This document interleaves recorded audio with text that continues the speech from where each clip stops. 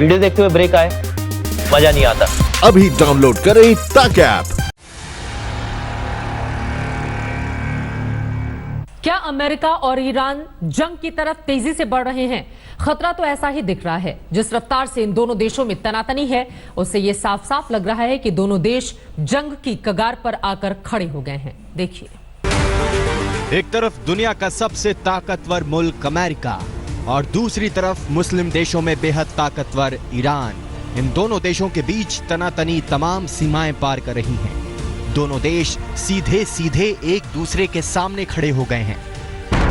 हथियारों का मुंह एक दूसरे की तरफ मोड़ दिया गया है।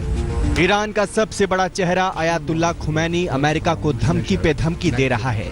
कह रहा है कि अगर अमेरिका ने आंखें उठाकर देखने की जरूरत की तो करारा जवाब दिया जाएगा। खुमैनी ने अमेरिकी सैन्य ठिकाने पर हमले को तमाचा बताकर अमेरिका को तिलमिलाने की कोशिश की है। ईरान हुंकार भर रहा है तो अमेरिका भी खामोश नहीं।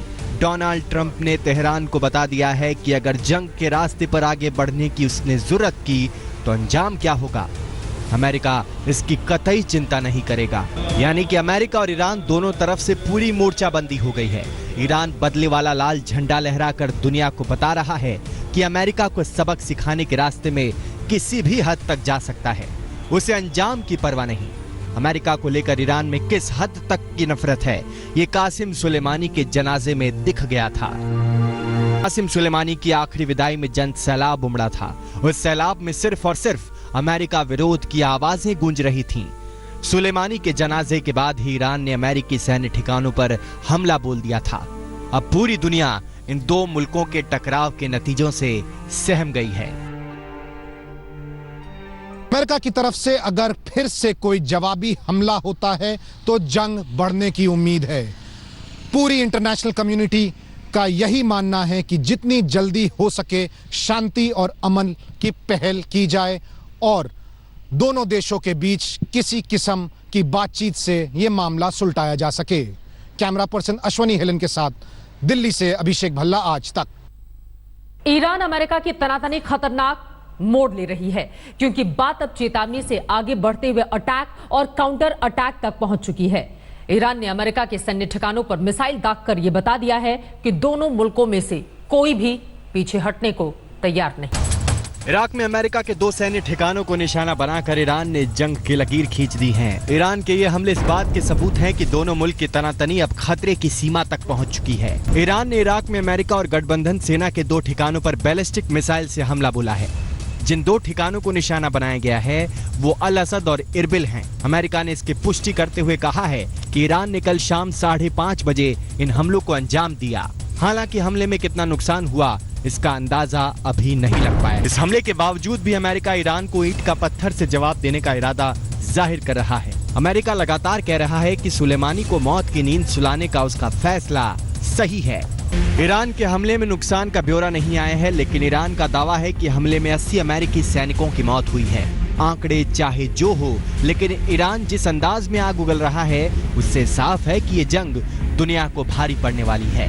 ईरान बदला लेने पर आमादा है। बदले का सबसे पहला और सबसे स्वाभाविक शिकार अमेरिकी सेना हो सकती है। ईरान ने अमेरिका की सभी सेनाओं को आतंकी घोषित कर दिया है। यानी अब ईरान अपने क्षेत्र के आसपास मौजूद अमेरिकी सेना पर कार्रवाई कर सकता है। ईरानी संसद ने प्रस्ताव पास किया है कि पश्चिम एशिया में अमेरिकी सेना की किसी भी तरह की मदद को आतंकवाद का सहयोग करार दिया जाएगा। इस मदद में खुफिया, तकनीकी और वित्तीय मदद को शामिल किया गया है। यही नहीं, आशंका ये भी जताई जा रही है कि ईरान अमेरिका के सहयोगी इजरायल के सुरक्षा कर्मियों पर हमला कर सकता है।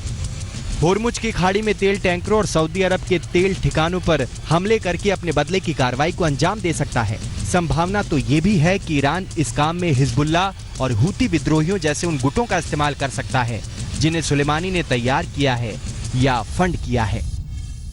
अमेरिका का कहना है कि ईरानी हमले में उनका कोई खास नुकसान नहीं हुआ, लेकिन 2 मिलिट्री बेसों पे ईरान ने मिसाइलें मारी और ईरान का मानना है कि मरने वालों की तादाद काफी ज्यादा है। पहली रिपोर्ट में यह पता चला कि कम से कम 20 लोग मारे गए, लेकिन बाद में ये नंबर काफी बढ़ गया, ईरान का ऐसा कहना है। हमले के खतरे को देखते हुए अमेरिका ने बगदाद में अपने दूतावास की सुरक्षा बढ़ा दी है। पेंटागन ईरान में हो रही हर हलचल पर निगाहें बनाए हुए हैं, क्योंकि अमेरिका भी जानता है कि जब ईरान जैसा मुल्क बदले पर उतर आए तो कुछ भी हो सकता है। आज तक ब्यूरो। दुनिया की निगाह ईरान पर है। अमेरिका से जंग के खतरे के बीच आज तेहरान के करीब एक बड़ा विमान हादसा हुआ। विमान हादसे में सभी 170 मुसाफिर मारे गए।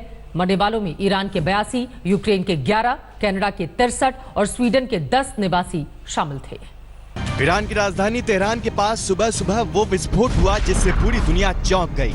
अमेरिका ईरान में तनातनी के बीच एयरपोर्ट के पास लपटें ब्लास्ट ने अटकलों में तनाव का पेट्रोल डाल दिया। ये तस्वीरें यूक्रेन के बोइंग विमान की है जो तेहरान से उड़ान भरने के फौरन बाद हादसे का शिकार हो गया। टेक ऑफ के फौरन बाद विमान में तकनीकी खराबी ने इंजन को ऐसा जकड़ा कि विमान हिचकोले खाने लगा और फिर लपटों और धुएं के गुबार की शक्ल में जमीन पर आ गिरा। तेहरान से कीव की उड़ान पर जा रहे इस विमान में कुल 180 यात्री सवार थे। विमान हादसे की तस्वीरों को देखकर अंदाजा लगाया जा सकता है कि क्रैश के बाद क्या हुआ होगा।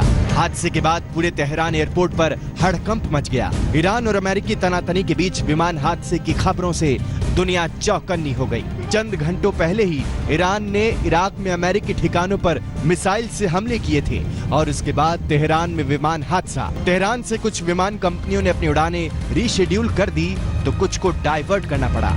ईरान से इस बीच खबर भूकंप की भी आने लगी। ये 3 ब्रेकिंग न्यूज ईरान की है, जहां विमान हादसा, ईरान का हमला और भूकंप की खबरों से दुनिया को लग रहा है कि क्या सब कुछ ठीक ठाक है।